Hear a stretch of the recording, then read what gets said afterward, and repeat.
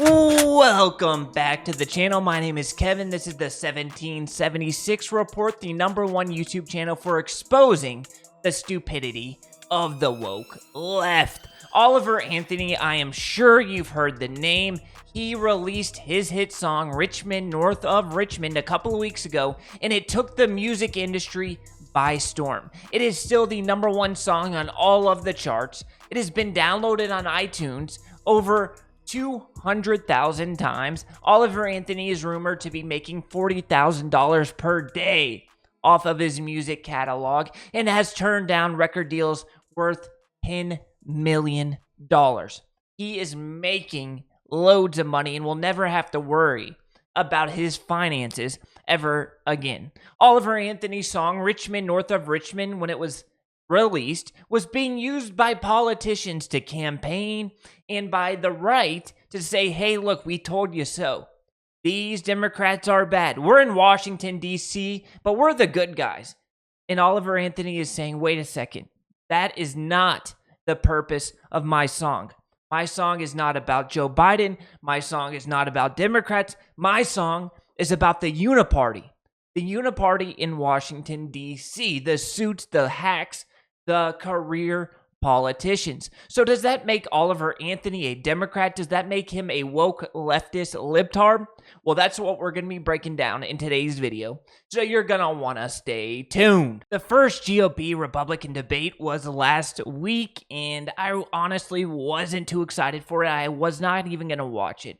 But I was sitting there, I was laying in bed about to go to sleep, and I said, what the hell, I'll turn it on. And I turned on Fox News, which I haven't been watching since they fired Tucker Carlson and have been in the bag for robot Ron DeSantis, but I flipped it on.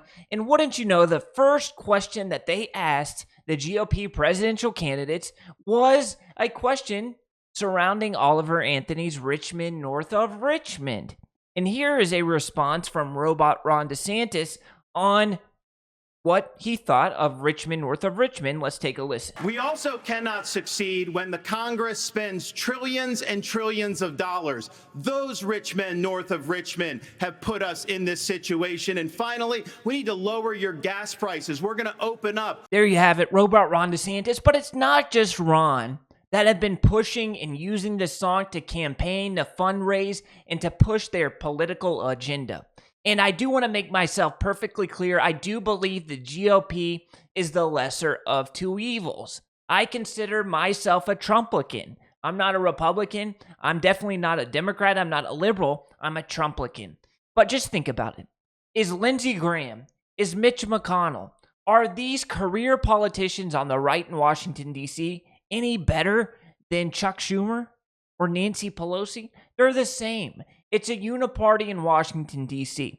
They want to take our money and they want to send it overseas. They want to take our money and send it to a border conflict somewhere in Europe that we have no interest in, while there's veterans on the street who don't have a meal. They want to take our money and give it to welfare recipients who are able-bodied men who are taking our tax dollars and spending it on a bunch of fudge rounds. They want to take our tax money and just shit it away. If there is anything for me to address at all with you, it's that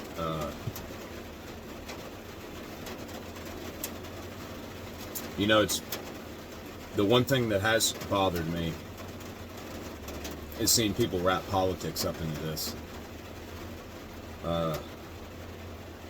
I'm disappointed to see, like, it's aggravating seeing people on conservative news try to identify with me like I'm one of them. It's aggravating seeing certain musicians and politicians act like we're buddies and act like we're fighting the same struggle here, like that we're trying to present the same message. I've had a lot of people reach out to me, and I've tried to be polite to everybody, and I've talked to hundreds of people the last 2 weeks.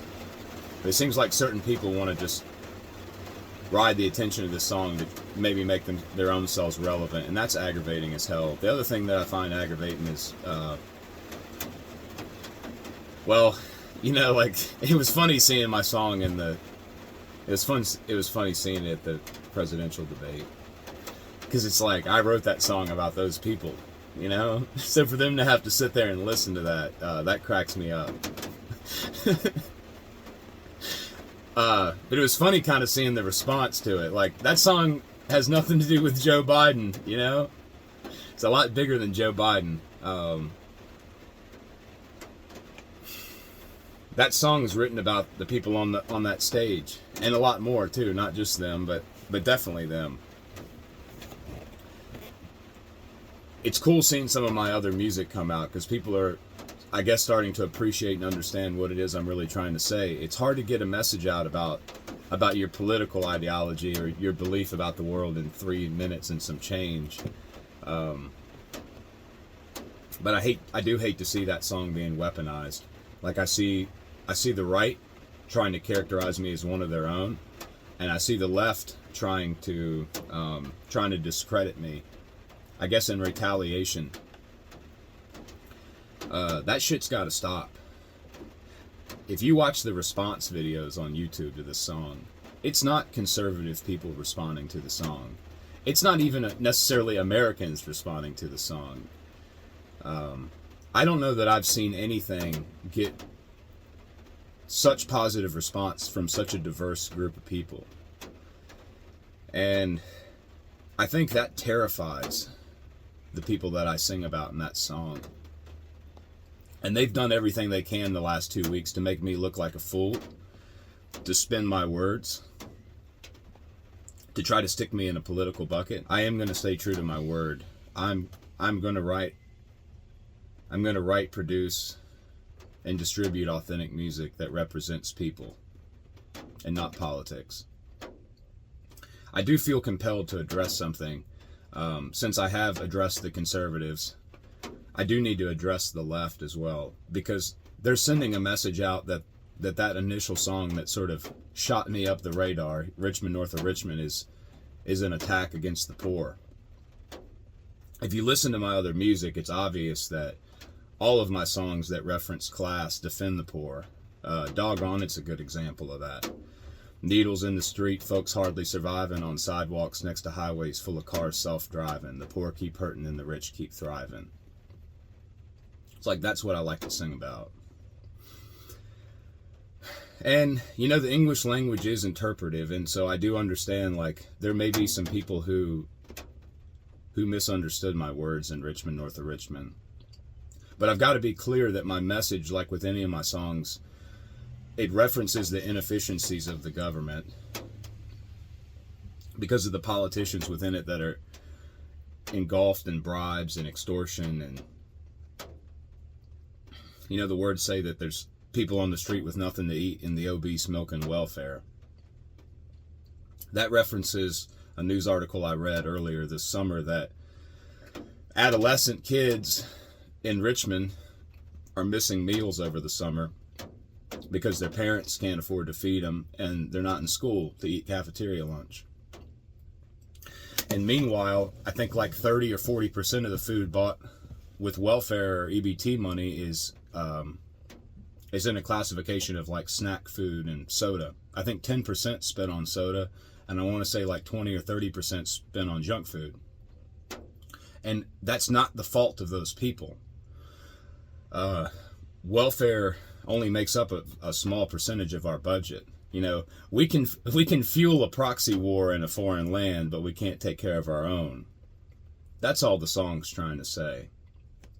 It's just saying that the government takes people who are needy dependent and makes them needy independent. All right.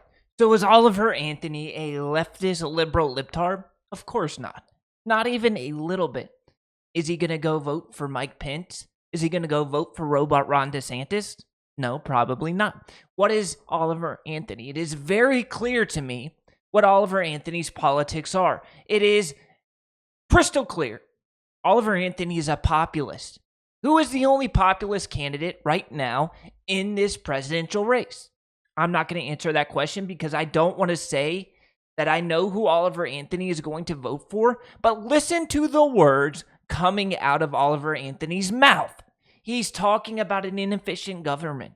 He's talking about proxy wars in foreign lands while there's kids at home with no food. There's obese people milk and welfare. There's needles in the streets, and people are having issues. He's talking and propagating a populist message. He has a populist America First narrative in his music and right here in that truck while he's talking to us. It is an America First populist, anti-globalist message. And he's saying to those people on that stage, that GOP debate stage, that you're no better than Joe Biden. Now, why I do not disagree that those people on that debate stage are very flawed. They are entrenched in Washington, D.C.'s uniparty. But I do think the Republican side of the aisle is a little bit better than the left. It's a lesser of two evils because what the left is doing right now with gender identity and identity politics is disgusting and disturbing. So I do think the people on that stage are a little bit better than the people we would see on a Democrat debate stage. But it is, without a doubt, a uniparty in Washington, D.C., and there is corruption on both sides of the aisle, and I think that's what Oliver Anthony is trying to portray.